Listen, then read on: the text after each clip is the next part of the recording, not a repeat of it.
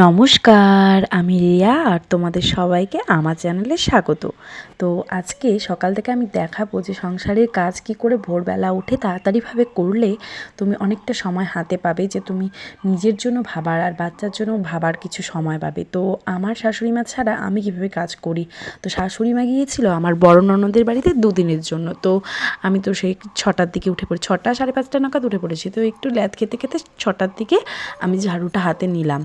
আর বসন্তকাল, সব গাছ এখন পুরনো পাতা ফেলে দিয়ে নতুন পাতা নেওয়ার জন্য, সেই জন্য তো আমাদের একটু ঝাড় দিয়ে কষ্ট করতেই হবে, তাই না? আম গাছটার অনেক পাতা পড়েছিল। আজকে বাড়িতে নেই, আদিকে দেখছি যে ওর বাবা ছুচু করিয়ে ব্রাশ করিয়ে একটু ঘুরতে নিয়ে গেল। আমি উঠানটা ঝাড় দিয়ে দিলাম। এখন আমি ব্রাশ করে নিব, ব্রাশ করে নিয়ে বাসন থাকলে ধুয়ে নেব, তা নাহলে এনার্জি বাড়াবো আর কি চা খেয়ে, তাই না? সকালে উঠে চাটা তো আমাদের মাস্ট। ওরা আসতে দেরি করছিল, তাই আমি ভাবলাম বিছানাটা তুলে নিই। বিছানাটা পরিষ্কার না করলে না দিনটা শুরু করতে ভালো লাগে না। বিছানাটা যতই হোক, একটা বাসি বিছানা তুললে মনে একটা বেশ শান্তি শান্তি ভাব আসে। আর গরমকালে কিন্তু বিছানা তুলতে মজাই লাগে, বেশ অল্প কিছু থাকে। আর শীতকালে কাঁথা কম্বল উঠাতেই অনেকটা সময় চলে যায়। তো এই আজকে আর বেড কাভারটা ধুবো না, যেহেতু হাতে সময় নেই, কালকে ধুয়ে দিব। তো এখন আমি চলে যাব চা বানাতে, ঘরটা ঝাড় দিয়ে নিব, ঘরটা ঝাড় দিয়ে চলে যাব চা বানাতে।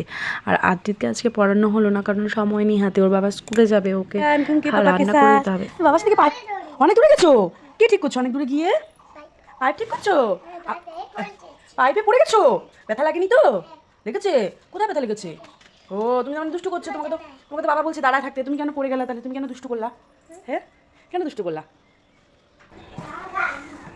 মায়ের ঘরটা ঝাড় দেওয়া হয়ে গেছে, এখন এই ঘরটা ঝাড় দিলেই ব্যাস কমপ্লিট। বাসি কাজ সব কমপ্লিট হয়ে গেছে, পরে ঘরটা মুছে নিব। কি ফেললি? তার মধ্যেই বাড়িতে চাঁদা নেওয়ার জন্য কিছু লোক চলে আসলো, তো তাদের আবার চা বানিয়ে দিতে হবে। তো এদিকে আমি ঘরের মধ্যে আদ্রিতকে একটু নিয়ে আসলাম পড়াবো বলে, তখনই ওরা আসলো, সেই জন্য আর পড়ানো হলো না। একটু চা করে দিতে হলো। চা করে দিয়ে আমি সোজা ফ্রিজে কি ছিল রয়েছে, ও কালকে যে দিদিভাবে ফ্রাইড রাইস দিয়ে দিয়েছিল, মানে ওরা বেশি বেশি করেছিল কালকে, তো বলছে যে নিয়ে যাও। মিষ্টি মিষ্টিগুলো এখন বের করছি না, এটা থাক। মিষ্টি আর পায়েসই আছে সম্ভবত, এইটা বের করে রাখি। রাত্রিতে বাবা তো খেতে চায় না ফ্রাইড রাইস, আমাকেই খেতে হবে। মাংসটা আর ভাতটা বসিয়েছি, দেখাচ্ছি তোমাদের।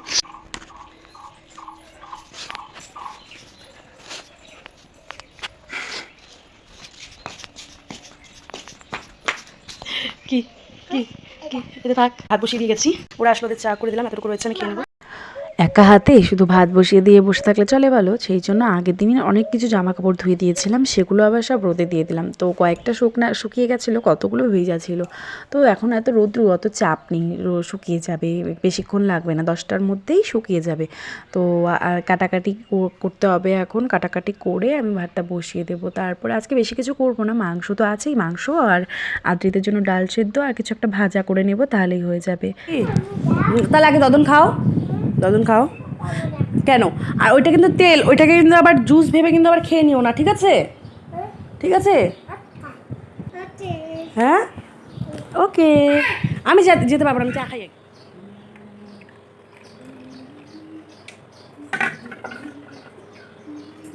শুধু তো কাজ করলে হবে না, তাকেও সময় দিতে হচ্ছে, তো মাঝে মাঝে একটু ওর সাথে খেয়ে নিচ্ছি। কিন্তু ওকে আজকে দুধটাই খাওয়াতে পারলাম না, কি যে হয়েছে, কদিন ধরে খেতেই চাচ্ছে না। আর দিতে বাবা খেয়ে নিয়েছে। আমাদের বাড়িতে যেহেতু ভীষণই রোদ হয়, আর সেই জন্য আর আমার গাছ লাগাতেও ভালো লাগে, জন্য আমি কয়েকটা কাঁঠালের চারা লাগিয়েছিলাম। কিন্তু গরু ছাগলে এত খেয়ে নিচ্ছে, তো ভাবলাম কি অনেকদিন ধরে গোবর দেওয়া হয় না, গোবর দেবো। কিন্তু গোবরের জলটা না ভীষণ পাতলা হয়ে গিয়েছিলো। আমি একটু দিয়ে দেওয়ার পরেও ছাগল আর গরু মিলে এই গাছটা খেয়ে নিয়েছিল, বাকি গাছগুলো অবশ্য খায়নি। এদিকে রান্না হচ্ছে আর এদিকে আমি একটার পর একটা গোছাতেই রাখছিলাম। তো আমি কাপগুলো ধুয়ে নিলাম, বাসনগুলো ধুয়ে নিলাম, তারপরে ঘরটাকে ঝাড় দিয়ে নেব। কারণ পরিষ্কার পরিচ্ছন্ন না থাকলে কি ভালো লাগে বলো? রান্নাঘর যত পরিষ্কার থাকবে ততই ভালো লাগে।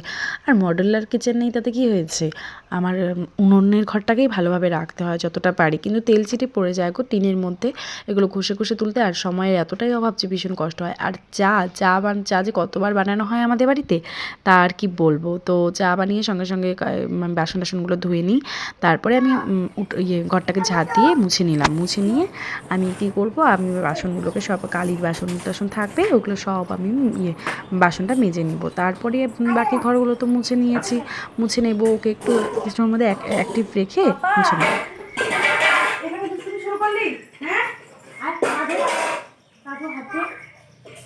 এসো। আমি মা দিব, তুমি যাও, তুমি একটু ঘরে যাও।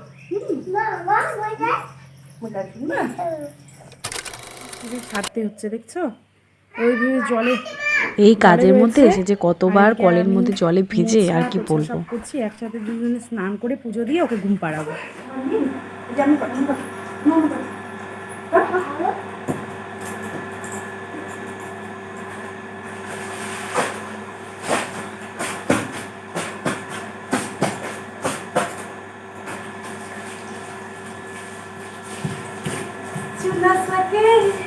যেহেতু কেউ নেই তো একসাথেই আমরা দুজনে আজকে চান করে নিলাম, একটু মজা করলাম, তারপরে একসাথে পুজো দেবো। দেখো এত সুন্দর ফুল থাকলে তো পুজো দিতে ভীষণই ভালো লাগে। তো দুজনে মিলে আজকে আমরা একসাথেই পুজো দিয়েছি, তারপরে ওকে ঘুম পাড়িয়ে দেবো।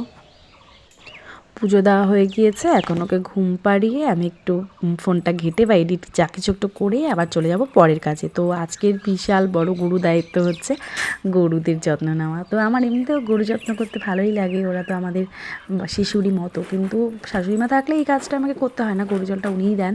তো এই দুদিন আমাকেই দিতে হচ্ছে। তো চক্কর আর লবণ দিয়ে গলিয়ে গলিয়ে ওদের খাওয়াতে হয়। ওরাও কিন্তু বাচ্চার মতো, ভালো করে টেস্ট না হলে কিন্তু খেতে চায় না। তো আমাদের গরু ঘরটা হচ্ছে ঘরের ওই পাশটায়, তো আর এগুলো ঘরেই থাকে, তবুও এসে ছাগল খেয়ে নেয়। যদি বাইরে রাখা হয় তাহলে তো অবশ্যই খেয়ে নেবে। তো এমনি আমি সাধারণ সাদা জল দিয়ে ওগুলো গলিয়ে দিয়ে গরুদেরকে খাইয়ে দেবো। যেহেতু আদ্রিত ঘুমিয়েছে, এই সময় এই কাজটা করে নেওয়া ভীষণ জরুরি, নাহলে তো ও যাবে আর ওকে যদি ঝিষ্টি দেয়। এই লাল গরুটা দেখো, এই লাল গরুটার বাচ্চা হচ্ছে এই ছোট গরুটা, আর ওই সাদা গরুটা ওটা আমার বাবা দিয়েছে। তোমরা হয়তো কোনো ভিডিওতে নিশ্চয়ই দেখেছো। তারপরে ওদেরকে খ্যার দিয়ে দিব।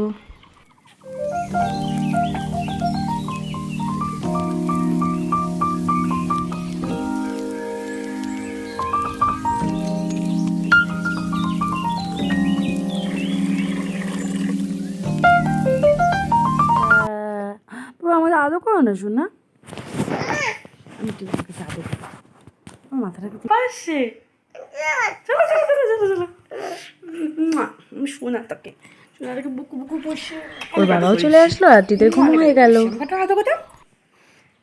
বাবা আজকে তাড়াতাড়ি চলে এলো। পাপা কি হয়েছে মায়ের, মায়ের কি হয়েছে? হ্যাঁ, মা ব্যথা পেয়েছে। আবার ঝাড়ু হাতে সকালে সেম কাজ জন্য তোমাদের সাথে আর শেয়ার করছি না। তো এখন আমি একটু খেয়ে নিলাম, বাইরে তো পাহারা দিতেই হচ্ছে, দেখতে পেলে জলটা আনলাম, তারপরে আজকে একটু বসিয়ে রেখে ঘরটাগুলো একটু পরিষ্কার করে নিলাম। ঘর পরিষ্কার না হলে তো কিছুই ভালো লাগে না। তারপর ওকে একটু খাওয়াবো, তারপর ফ্রেশ ট্রেশ হয়ে একটু বাইরে ঘোরাঘুরি করবো। কাজটা সেরে আজকে একটু ফ্রেশ করে নিলাম, ও যেহেতু কিছু খেলো না একটু দিলাম। তো আমি একবার ড্রেসটা ছেড়ে নিয়েছি, কারণ সন্ধ্যা তো আমাদের ড্রেস ছেড়ে দিতে হয়, সেই জন্য ড্রেসটা একেবারে ছেড়ে নিলাম। তো একটু বাইরে এখন ঘোরাঘুরি করে আসি আমরা, তাই না পাপা? আর বাইরে গেলেই এখন যে আদ্রিতের বায়না শুরু হয়েছে, দোকানে কিছু খাবার চাই। বলো কত কিনে দেবো, এগুলো তো বেশি খাওয়া ভালো না, তাই আমি দিতে চাই না, সেই জন্য কান্নাকাটি। চকো সবসময় খেতে হয় না, বাবা দিয়েছে না তোমাকে, বাবা দিয়েছে না তোমাকে জুস এনে, তাহলে তো বাবা জুস এনে দিবে না কখনো। হ্যাঁ, আবার কালকে, প্রত্যেকদিন একটা করে, আবার কালকে। হ্যাঁ,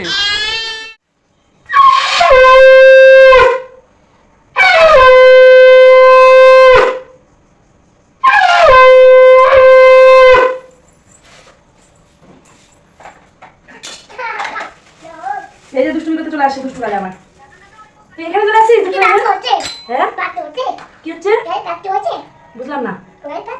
গাড়ি গাড়ি পাতে হচ্ছে, তারপরে আমি তো সন্ধ্যাটা খেয়ালই করিনি, সন্ধ্যা তো হয়ে গেছে অনেকক্ষণ। প্রসাদ দুপুরে কি করেছিস মনে নেই? এখন না কিন্তু আমি দিব, তুই বস, আমি দেবো, বস। ওরকম করিস না বাবা, আমি দিচ্ছি ওটা। ওটা ধরিস না, ওটা ঠিক ঠিক তুই ধরছি না, দুহাতে দুটো নিয়ে ধর, একটা দুটা, বুঝছে?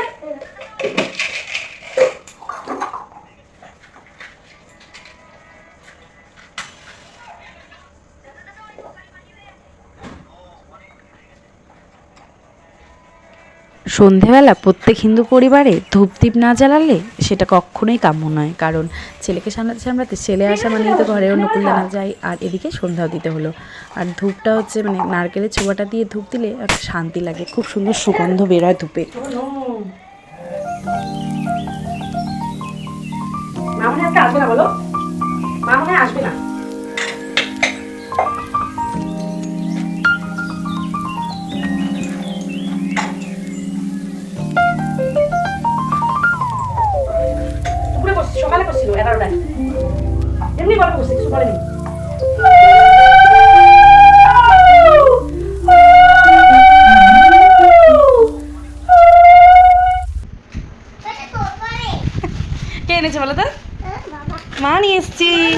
মাছ সয়াবিন আনতে গিয়েছিলাম, সয়াবিন যে কোনো একটা এখন খাবে, একটা কোনটা খাবে বলো এখন? এগুলো যে কোনো দেওয়াটা তো একটা, এই দুটোর মধ্যে যে কোনো ব্যাপার এখন না, একটা কিন্তু খাবা। ফাস্টফুড বা কোনটা, এটা খাবা না প্যাকেটজাত এটা খাবা? দ্রব্য বাচ্চাদের তাহলে এটা আমি রেখে ক্ষতিকারক, দিই। সেই জন্য আমি বেশি দিতে চাই না।